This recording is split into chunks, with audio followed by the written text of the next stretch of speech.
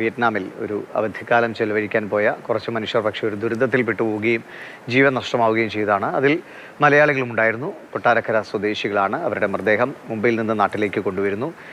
AC Thomas, ഭാര്യ ലൊവേനി Thomas എന്നിവരുടെ മൃതദേഹം 8:50 തിരുവനന്തപുരത്ത് എത്തിച്ചേർന്ന വിമാനത്തിലാണ് കൊണ്ടുവരിക. രാഹുൽ ജി നാഥ് വിവരങ്ങളുമായിട്ട് നമുക്കൊപ്പം ചേരുന്നുണ്ട്. രാഹുൽ, കൃത്യം ഷെഡ്യൂൾ പ്രകാരം തന്നെ വിമാനം എത്തുമോ?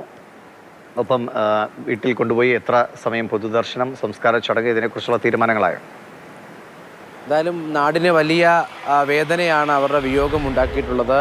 കൊട്ടാരക്കര സ്വദേശികളാണ് ഇവർ രണ്ടുപേരും. വിയറ്റ്നാമിൽ വിനോദസഞ്ചാരത്തിന് പോകുന്നതിനിടെ ബോട്ട് മറിഞ്ഞാണ് അപകടമുണ്ടാകുന്നത്. നിലവിൽ എന്തായാലും 8:50 തന്നെ വിമാനം തിരുവനന്തപുരത്ത് എത്തും എന്നാണ് നമുക്കറിയാൻ കഴിയുന്നത്. ഒപ്പം അതിനുശേഷം തന്നെ മൃതദേഹങ്ങൾ കൊട്ടാരക്കരയിലെ സ്വകാര്യ ആശുപത്രിയിലേക്ക് കൊണ്ടുപോകും. ഇന്ന് അവിടെ ആ മൃതദേഹങ്ങൾ വയ്ക്കാനുള്ള സാധ്യതയാണ് കാണുന്നത്. നാളെയാണ് ഈ സംസ്കാര ചടങ്ങുകൾ ഉൾപ്പെടെയുള്ളവ നടക്കുക.